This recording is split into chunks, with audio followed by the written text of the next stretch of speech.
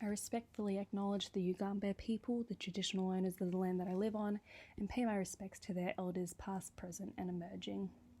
Before now, I have never been tasked with critically thinking about the visibility or valuing of First Nations people or culture.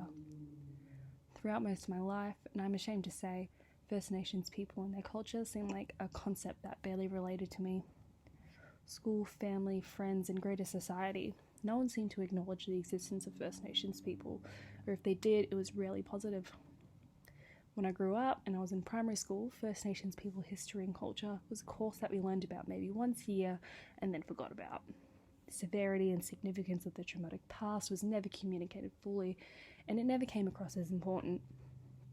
Like many kids, we would learn a little bit about Dreamtime, watch The Rabbit-Proof Fence, and call that education of Aboriginal peoples. And in that same period, we would learn about Captain Cook finding Australia. I don't remember using the word colonisation at a young age, and I guess that's just one way Australia has maintained their colonisation over First Nation peoples: education. The government gets to dictate what is taught in schools, while of course they need to cover Australia's history. They also get to dictate just how that information is relayed. Shouldn't First Nations people get to teach their own history or how they see fit? If First Nations people would have taught me their full history, I doubt I would have been able to brush it off as something irrelevant. And isn't that just an excellent opportunity to not only acknowledge the damage Australia has done to First Nation peoples and their culture, but to also provide jobs and proper informed education on Australia's history, instead of the whitewashed version that I received? It's just a thought. Things may have changed in primary school since I was taught, but the result is that formal education failed to teach me the traumatic genocide and colonisation of the First Nations people. I have grown up misinformed and biased. It was hard to think of First Nations people in a positive light growing up. My friends used to make racist jokes, my family used to speak about them derogatively, and if I saw them in the media, it was generally something negative or filmed in a way that showed them in a negative light. And I thought that was normal. So I can easily say that in my micro and meso systems, I couldn't see anyone valuing First Nations people or culture. And at a young formative age, there was no one modelling a respectful or appreciative attitude. It wasn't until I reached university that courses, tutors, and lecturers started to challenge me the way I viewed and understood First Nation peoples.